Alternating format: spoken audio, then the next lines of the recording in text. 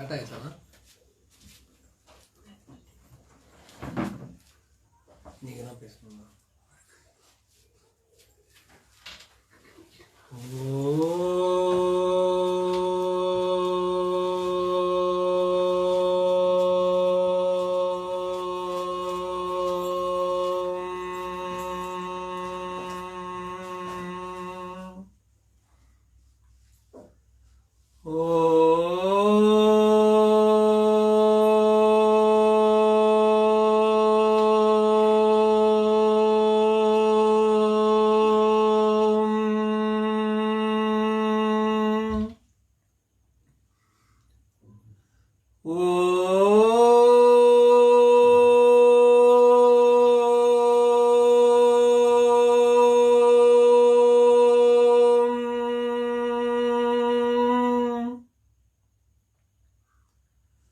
पुंडलीक वरदा हरि विठ्ठला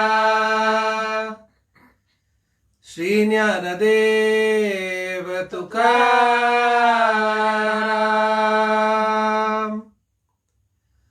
पंढरीनाथ महाराज की जय।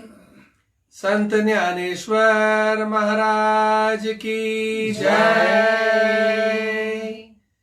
जगत गुरु संत तुकाराम महाराज की जय। गोविंद नाम संकीर्तनम गोविंदा गोविंदा। जय जानकी कांत स्मरणम जय जय राम राम। गोपिका जीवन स्मरणम गोविंदा गोविंदा। जय सद्गुरु महाराज की जय। समस्त भागवदल को जय। पूज्य श्री श्री अम्मावक जय। महान ब्रह्म श्री श्री गोपाल वल्लीदासरक जय। हे गुरु विष्णुं भजे हे गुरु ब्रह्मं भजे हे गुरु कमल नयनं भजे हे गुरु कर कोमलं भजे हे गुरु पाद पंकजं भजे हे गुरु विद्या रूपं भजे हे गुरु ज्ञान वैराग्यं भजे हे गुरु मोक्ष साधनं भजे हे गुरु वेदारूपं भजे हे गुरु वेदात्म स्मरणं भजे हे गुरु सकल सौभाग्यं भजे।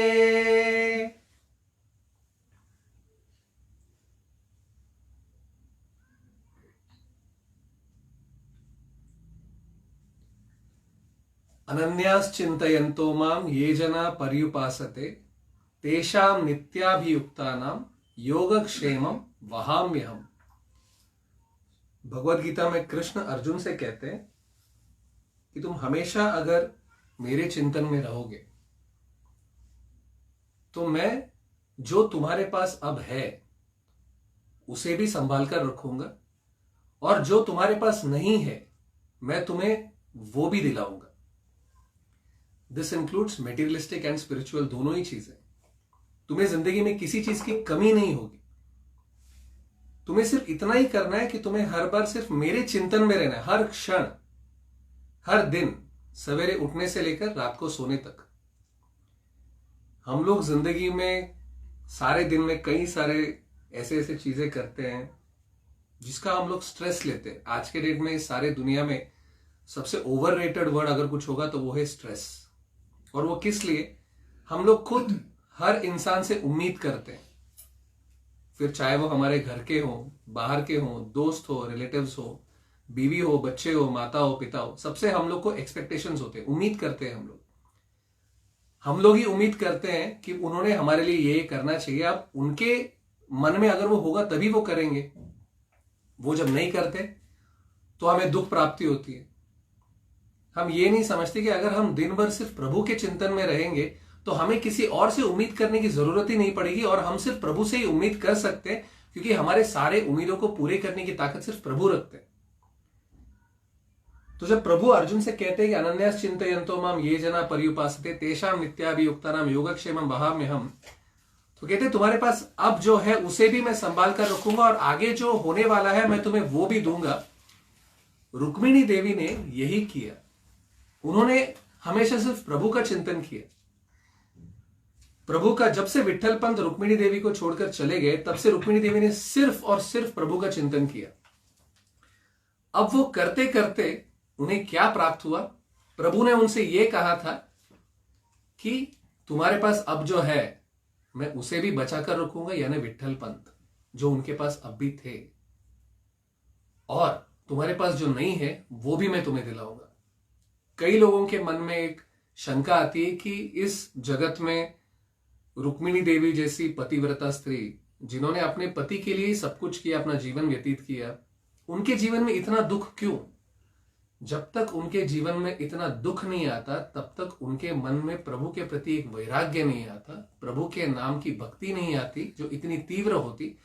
और अगर संत ज्ञानेश्वर, निवृत्तिनाथ सोपानदेव और मुक्ताबाई जैसे अगर बच्चे अगर किसी को होने हैं तो उन्हें इतना तप करना आवश्यक है, और इसीलिए उनके मन में इतना दुख है ताकि उनको इतना वैराग्य आए, वो इतना तप करे, और इसीलिए उनके जिंदगी में ये सारी घटनाएं हुई। रुक्मिणी देवी उस पीपल के वृक्ष को उसमें रस्सी बांधते हुए पूजा कर रही थी, और उतने में वहां पर एक सन्यासी को बैठे हुए उन्होंने देख लिया। उस सन्यासी के चेहरे पर जो तेज था वो देखकर रुक्मिणी देवी से रहा नहीं गया, और उन्होंने जाके उनको प्रणाम किया। जब रुक्मिणी देवी ने उनको प्रणाम किया तो उस सन्यासी ने उनको एक आशीर्वाद दिया। उन्होंने कहा कि तुम्हारे पेट से स्वयं ब्रह्मा, विष्णु, महेश और आदिशक्ति का जन्म होगा। रुक्मिणी देवी ने जब ये आशीर्वाद सुना तो उनके मुख पर एक हास्य है, एक दुखद हास्य। उन्होंने ऊपर उस सन्यासी की तरफ देखा, हाथ जोड़े और कहा कि प्रभु ये आपने कैसा आशीर्वाद दे दिया, क्योंकि इस जन्म में तो पूरा नहीं होने वाला है। तब उस सन्यासी ने बोला कि मेरे मुख से अगर कुछ निकला है तो वो मेरी इच्छा नहीं, वो प्रभु की इच्छा है। कभी मैं मेरी इच्छा से कोई आशीर्वाद देता ही नहीं हूं। मेरे मुख से अगर कुछ निकला है तो वो प्रभु की इच्छा है, और प्रभु की इच्छा के अनुसार कुछ निकला हुआ शब्द वो कभी नहीं होगा, ऐसा हो ही नहीं सकता। जो मैंने बोला वो होगा, और ये अनिवार्य है। तो उन्होंने रुक्मिणी देवी से पूछा कि क्यों, आपके मन में यह शंका क्यों है, आपको क्यों लग रहा है कि मेरा आशीर्वाद फलित नहीं होगा? तब रुक्मिणी देवी ने कहा क्योंकि रामानंद जी देखते हैं कि उनके माथे पे सिंदूर है, और एक शादीशुदा स्त्री ने जो करना चाहिए, एक शादीशुदा स्त्री ने माथे पर सिंदूर लगाना चाहिए, टिकली लगाना चाहिए, गले में मंगलसूत्र होना चाहिए, हाथों में चूड़ी होनी चाहिए, पाँव में पायल होना चाहिए, नाक में नथनी होनी चाहिए। ये सब भी एक स्त्री के लक्षण होते हैं जिनकी शादी हो चुकी है। तो वो कहते हैं तुम तो शादीशुदा, फिर तुम ये क्यों कह रही हो? तब वो कहने लगी कि तब उन्होंने सारा वृत्तांत बताया कि मेरी शादी हो गई और मेरे पति ऐसे ऐसे चले गए हैं। तब वो जो सन्यासी थे वो स्वयं रामानंद जी थे, जो थे विट्ठल पंत जी के गुरु। तो उनको ये समझ में आ गया कि ये जिनकी बात कर रही है वो स्वयं विट्ठल पंत है। तो उन्होंने रुक्मिणी देवी को यह आश्वासन दिया कि तुम्हारे पति अवश्य तुम्हारे पास लौट आएंगे, वो मेरे ही आश्रम में शिष्य बन के आए हैं, और मुझे तनिक भी पता नहीं था कि उनकी शादी हो चुकी है और अभी भी तुम उनके साथ हो, वरना मैं उन्हें संन्यास धर्म की दीक्षा कभी नहीं देता। रामानंद जी फिर से वाराणसी लौट जाते हैं, और वो फिर से विट्ठल पंत जी को कहते हैं कि तुमने जो किया है वो गलत किया है, और इसीलिए तुम्हें फिर से लौट कर जाना होगा। विट्ठल पंत जी भी गुरु की आज्ञा लेकर वहां पर रामानंद जी विट्ठल पंत से कहते हैं, जब विट्ठल पंत जी पूछते हैं कि मैंने ये जो संन्यास धर्म से फिर से मैं गृहस्थ आश्रम में जा रहा हूं, ये तो शास्त्रों के प्रति नहीं है, तो इसका कोई प्रायश्चित? तो रामानंद जी उन्हें प्रायश्चित भी बताते हैं, और वो प्रायश्चित करने के बाद ही विट्ठल पंत जी संन्यास धर्म का त्याग कर फिर से आलंदी लौटे हैं। कई लोगों में यह मानना है कि संन्यास धर्म से जब गृहस्थ आश्रम में विट्ठल पंत जी आए तो उन्होंने कोई प्रायश्चित नहीं किया। यह असत्य है। रामानंद जी जैसे एक महान गुरु कभी भी अपने शिष्य को अगर संन्यास धर्म की दीक्षा देने के बाद फिर से गृहस्थ आश्रम में जाने को कहते हैं, तो सबसे पहली बात तो गुरु की आज्ञा एक बार किसी को मिल जाए तो उन्हें किसी चीज के प्रायश्चित की जरूरत नहीं है। उसके बावजूद रामानंद जी ने विट्ठल पंत जी से शास्त्रों के अनुसार प्रायश्चित भी करवाया है। उसके बाद ही विट्ठल पंत जी आलंदी में लौटे थे। विट्ठल पंत जी लौट जाते हैं और उनको देखकर रुक्मिणी देवी इतनी प्रसन्न होती है। विचार कीजिए कि रात को सोई हुई एक स्त्री जो अपने पति से अतीत प्रेम करती है, सवेरे उठकर देखती है तो उसका पति वहां पे नहीं होता। कई वर्षों में उनके मन में जो दुख है वो इतनी तीव्र थी और जब कर करके उनका मन पत्थर के समान हो गया था। रुक्मिणी देवी के मन में कोई इमोशंस नहीं थे। उस समय वो उनका मन ऐसा हो गया था कि बस सवेरे उठना है, पूजा करना है, अपने शरीर को जितना चाहिए उतना ही अन्न ग्रहण करना है और सारा दिन सिर्फ प्रभु का जाप करते हुए बिताना है। उनके जीवन से सारी मोह माया सब कुछ मिट गई थी। वो सिर्फ ऐसी एक स्त्री थी जो जिंदा रहने के लिए जी रही थी। तब उनके सामने विट्ठल पंत जी वहां पर आकर रुक गए। सोचिए उनके मन पर क्या बीती होगी उस समय पर। रुक्मिणी देवी से कुछ रहा नहीं गया और सबसे पहले विट्ठल पंत जी जब सामने आकर खड़े हुए, अगर आज के दिन में ऐसा कुछ होता है तो सबसे पहले हम जाकर गले मिलेंगे। रुक्मिणी देवी ने उस समय भी सबसे पहले जाकर विट्ठल पंत जी के चरण स्पर्श किए और उनसे यह पूछा कि स्वामी आप ठीक तो है, आपने कुछ अन्न ग्रहण किया या नहीं। यह सुनकर विट्ठल पंत जी के नेत्रों में आंसू आ गए और वो और रुक्मिणी देवी गृह के अंदर चले गए। सारा गृह बहुत आनंदित हो गया। सिद्धो पंत जी के मन में भी बहुत प्रसन्नता हुई। उसके बाद में दोनों अंदर गए और विट्ठल पंत और रुक्मिणी देवी फिर से अपना गृहस्थ आश्रम शुरू कर दिया उन्होंने। कुछ ही समय के बाद में सिद्धो पंत जी जो थे रुक्मिणी के पिता, उनका देहांत हो गया, उनकी माता का भी देहांत हो गया और उस गृह में सिर्फ विट्ठल पंत और रुक्मिणी रह रहे थे। कुछ समय बाद में उनको एक पुत्र हुआ। उस पुत्र का नाम था निवृत्तिनाथ। उनको उन्होंने जब जन्म का नाम रखा था वो था निवृत्ति। निवृत्ति बचपन से ही बड़े सौम्य स्वभाव के थे और बड़े शांत स्वभाव के थे। कभी भी उनको कोई गुस्सा नहीं आता था। वो हमेशा अपनी माता को ऐसे नजरों से देखते थे जैसे कि उनको सब कुछ ज्ञात है। उनके चेहरे में हमेशा एक शांत स्वरूप थी और रुक्मिणी देवी को उनको देखकर बहुत प्रसन्नता होती थी और सारा दिन उसको संभालने में उनका दिन व्यतीत होता था। जैसे जैसे निवृत्ति थोड़े बड़े हो गए उसके बाद में उनको और एक पुत्र हुआ जन्माष्टमी के दिन। कृष्ण जन्माष्टमी थी और ठीक उसी समय पर जब प्रभु स्वयं इस धरती पर आगमन हुए थे, उसी समय पर उनको और एक पुत्र का जन्म हुआ। सारा का सारा वातावरण इतना मधुर हो गया था। सारे के सारे पेड़ों में फूल लगे हुए थे और वहां पर हवा इतनी मंद और शीतल चल रही थी।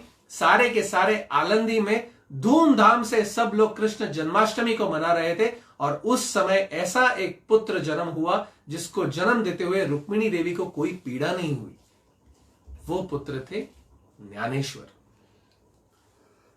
ज्ञानेश्वर का जन्म जब हुआ तब सारा का सारा आलंदी घूम उठा। वहां पर हर जगह पर सिर्फ भजन कीर्तन और हरि नाम का जाप चल रहा था और उस समय ज्ञानेश्वर महाराज ने जन्म लिया। उनका जन्म का नाम ज्ञानेश्वर नहीं था, उनका जन्म का नाम था ज्ञानोबा। ज्ञाना कहते थे उनको, ज्ञानोबा कहते थे उनकी माता। उसके बाद उनको एक पुत्री हुई मुक्ताबाई और उसके बाद उनको एक पुत्र हुआ सोपानदेव। ऐसे 4 उनको बच्चे हुए और उनके साथ में बहुत ही सुखद स्वरूप से इनकी जिंदगी चल रही थी, क्योंकि पैसे के मामले में या फिर कोई भी आर्थिक चीजों के मामले में उनके पास कोई कमी नहीं थी। विट्ठल पंत चूंकि वेदों के ज्ञानी थे, उन्होंने ज्ञानेश्वर, निवृत्ति और सोपानदेव तीनों को ही वेदों का परिपूर्ण ज्ञान दिया। जैसे जैसे वो बच्चे थोड़े बड़े हुए तो विट्ठल पंत जी के मन में ये एक ख्याल आया कि इनका अभी यज्ञोपवीत कर देना चाहिए और इनको ब्रह्मचर्य आश्रम में उनकी उत्पत्ति होनी चाहिए। विट्ठल पंत जी उस गांव के प्रमुख और उस गांव के सबसे श्रेष्ठ ब्राह्मण जो थे वहां पर गए और उनसे विनती की कि मेरे पुत्रों को यज्ञोपवीत धारण करने की विधि करने की मेरी इच्छा है, तो आप कृपया मेरी मदद कीजिए। तब उस समय वहां पर आलंदी के जो ब्राह्मण कुल के जो लोग बैठे थे, उन्होंने कहा कि तुम संन्यास धर्म से फिर से गृहस्थ आश्रम में आए हो, इसीलिए तुम्हारा यज्ञोपवीत नहीं हो सकता और तुम्हारा बहिष्कार किया जाता है, ये कहकर उनको आलंदी गांव के बाहर जाने को कह दिया। सिद्धाश्रम नाम का एक जगह है, सिद्धाश्रम नाम के जगह पर इन्होंने छोटी सी एक कुटिया बनाई और वहां पर जाकर रहने लगे। लेकिन विट्ठलपंत जी के मन में यह दुख रहा नहीं गया और वो फिर से गए। हम लोग को अगर एक बार किसी ने कुछ डांट दिया या गाली दे दी, हम लोग जिंदगी भर उनका मुख तक नहीं देखते। हम लोग को ये मन में कोई चिंता तक नहीं रहती कि वो लोग कौन है, क्या है, हमारा क्या कार्य, कुछ नहीं। हम लोग बस उनसे मुंह फेर लेते। विट्ठलपंत जी लेकिन एक संत थे, एक पिता जिनके पिता थे, जिनके पास ज्ञानेश्वर, निवृत्ति, सोपानदेव और मुक्ताबाई के जैसे बच्चे थे, वो पिता के मन में कितना एक भगवत भक्ति होगा।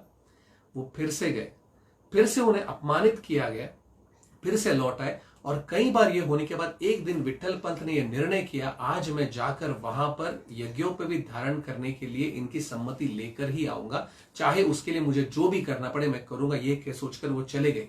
सवेरे सवेरे उठकर एक दिन विट्ठलपंत वहां पर चले गए और उनसे पूछा कि मैं अपने पुत्रों की यज्ञोपवीत मैं करना ही चाहता हूं, आप मुझे मार्ग बताएं, उसके लिए जो प्रायश्चित करना होगा मैं करने के लिए तैयार हूं, आप बस मार्ग बताएं। तब उस सभा ने विट्ठलपंत जी से यह कहा कि तुम्हें देह त्याग करना होगा। अगर तुमने देह त्याग कर लिया तो उसके बाद हम सोचेंगे, क्योंकि शास्त्रों में संन्यास धर्म से गृहस्थाश्रम में लौटने की कोई विधि ही नहीं है, ना हमने पढ़ी है ना सुनी है। और तुमने जो कार्य किया है इसके लिए कोई भी अगर तुमको शिक्षा मिले तो वो कम है, लेकिन अगर तुम चाहते हो कि तुम्हारे पुत्रों के यज्ञोपवीत के बारे में हम सोचे भी, तो तुम्हें देह त्याग करना होगा।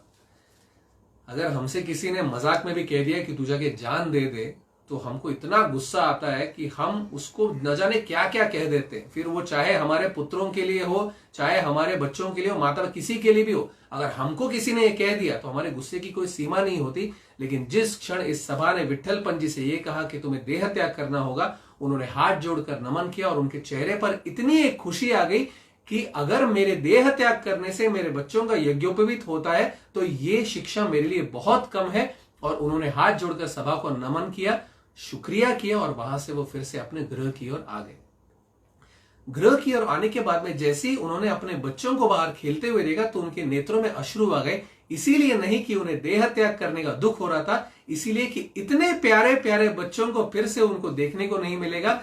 निवृत्ति, ज्ञानेश्वर, सोपानदेव, मुक्ताबाई जैसे इतने प्यारे बच्चे जिनको देखकर ही मन में एक शांति उत्पन्न होती थी, जिनके चेहरे पर ही एक दिव्य तेज था, ऐसे बच्चों को मैं फिर से देख नहीं पाऊंगा। ये सोचकर उनके नेत्रों में अश्रु आ गए और वो अंदर गए और उन्होंने रुक्मिणी देवी को थोड़े साइड में बुलाया और उनके साथ बैठकर उन्होंने वार्तालाप किया।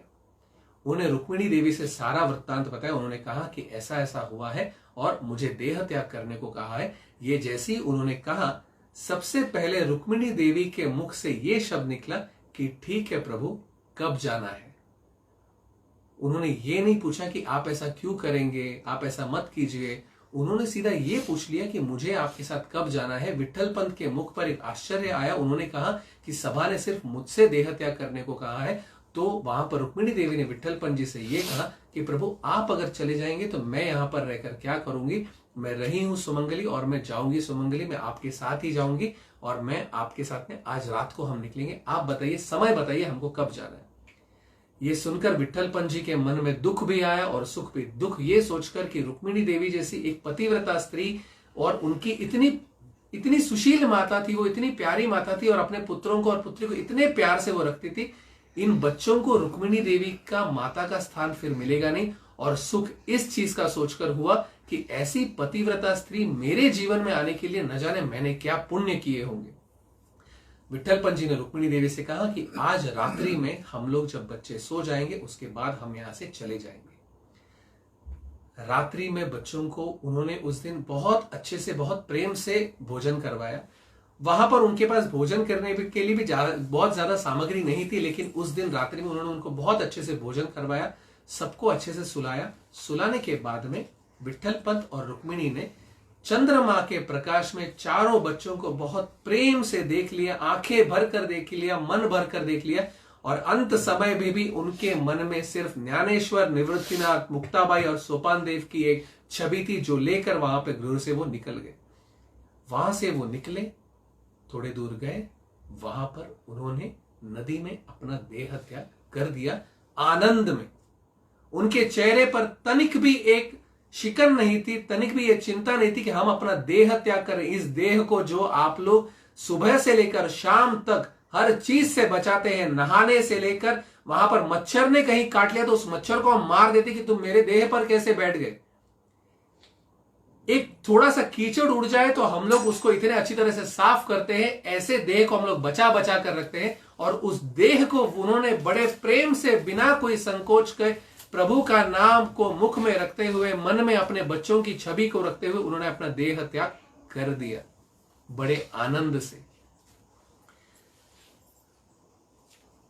ब्रह्म मुहूर्त हुआ और सवेरे में वहां पर निवृत्तिनाथ सबसे पहले उन्होंने अपनी आंखें खोली। आंखें खोलने के बाद में वो वहां से उठे और उन्होंने विट्ठल पंत जी को खोजा, क्योंकि रोज सवेरे उठकर वो अपने पिता के साथ में, वो अपने पिता और ज्ञानेश्वर, ये लोग नदी में जाकर वहां पर नहाते थे और फिर आने के बाद में विट्ठल पंत जी उन सारों को वेदाभ्यास का अध्ययन कराते थे। एक दिन भी ऐसा नहीं हुआ था उनके बड़े होने के बाद में कि विट्ठल पंत जी ने उनको वेदों का अध्ययन नहीं कराया होगा, किसी दिन उनको पुराणों या इतिहासों का अध्ययन नहीं कराया होगा। निवृत्तिनाथ सुबह उठकर जाते हैं और वो बाहर देखते हैं कि विट्ठल पंत जी कहाँ है।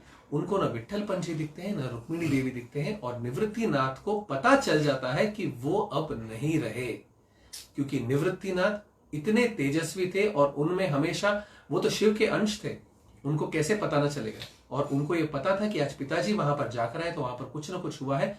और वहां पर जैसे ही वो बाहर जाकर खड़े रहकर ये सोच रहे थे, पीछे से ज्ञानेश्वर आए। ज्ञानेश्वर से निवृत्तिनाथ ने कहा कि हमारे पिता और माता ने मोक्ष प्राप्ति कर ली है और अब सिर्फ तुम, मैं, सोपान और मुक्ताई है। ये जैसे ही उन्होंने कहा तो वहां पर मुक्ताई और सोपान देव भी वहां पर आए और उन्होंने भी ये सुना। उनको नेत्र, वो तो छोटे छोटे बच्चे थे, छोटे छोटे बच्चे, उनको क्या पता था, उनको सिर्फ माता का स्पर्श पता था और पिता का एक स्पर्श पता था, उनको बाकी किसी चीज का ध्यान ही नहीं था। उस समय ज्ञानेश्वर ने सबसे पहले, उनके नेत्रों से अश्रु नहीं आए, सबसे पहले उन्होंने निवृत्तिनाथ के चरण छुए और कहा कि भैया आज से आप ही हमारे सब कुछ हो। और उस समय जब मुक्ताबाई और सोपान देव के नेत्रों में आंसू आए तो ज्ञानेश्वर महाराज इमीडिएटली वहां पर तुरंत गए और वहां पर उन्होंने मुक्ताबाई और सोपान देव को आलिंगन दिया और अपनी गोद में उनका सर रख लिया और उनको वहां पर वो सहलाने लगे। उस दिन से ज्ञानोबा बने माउली। एक माता के समान उन्होंने सोपान देव और मुक्ताबाई को संभाला। और यह देखकर निवृत्तिनाथ के मुख पर एक छोटा सा हास्य आ गया। सोचिए वो बच्चे कितने दिव्य थे और वो हमारे भारत भूमि में जन्म लिया था और वो यहीं पे रहे, यहीं पर उन्होंने ये सब कुछ किया था। बाकी सब कुछ छोड़ दीजिए, इस एक चीज के लिए तो आप लोगों को, हम सबको मन में गर्व होना चाहिए कि हम लोग इस भारत भूमि में हमने जन्म लिया है और उस जगह को हम देख सकते हैं जहां पर ज्ञानेश्वर आज भी जीवित है, समाधि में हम सबकी देखभाल कर रहे हैं।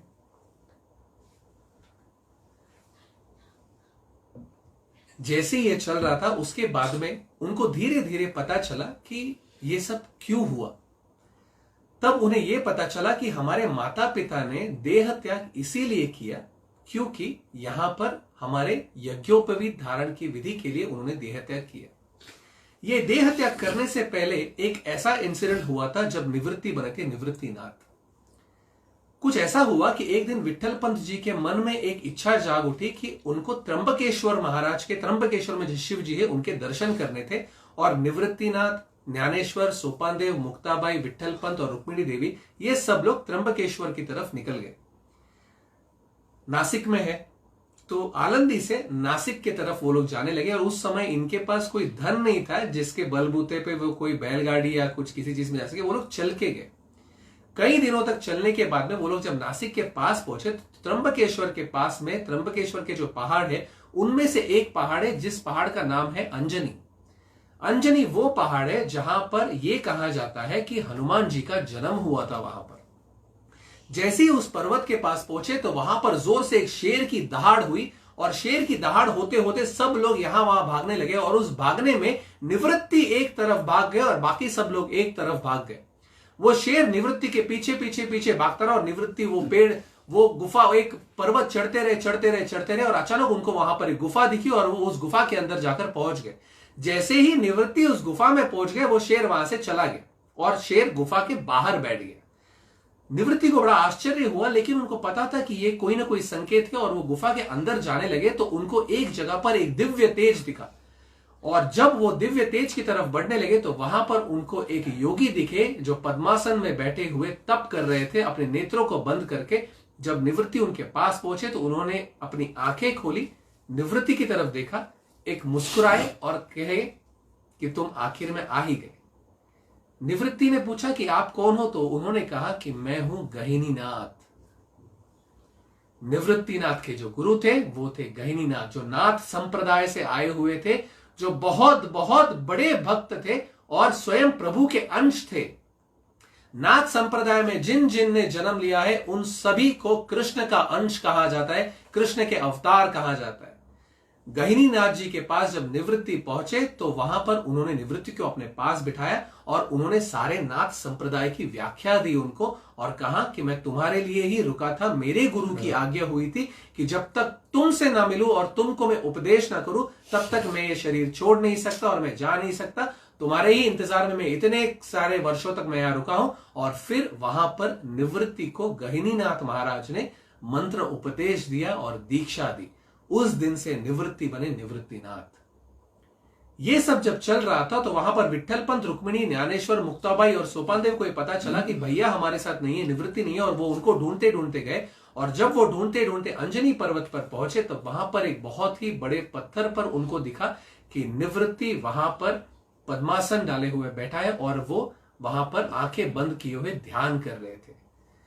विट्ठल पंत ने उन्हें पुकारा और निवृत्ति जब नीचे उतर कर आए अपने पिता की आज्ञा के लिए तो उन्होंने देखा कि निवृत्ति के चेहरे पर एक बहुत ही दिव्य तेज था।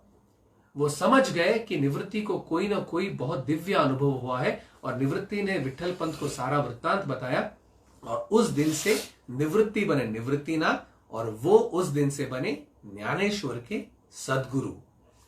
ज्ञानेश्वर महाराज के सदगुरु थे निवृत्तिनाथ और ज्ञानेश्वर महाराज जब तक उस दिन से समाधि लेने तक ऐसा एक क्षण तक नहीं हुआ है कि उनके भैया के आज्ञा के बगैर उन्होंने अपनी पलक तक झपकाए होंगे।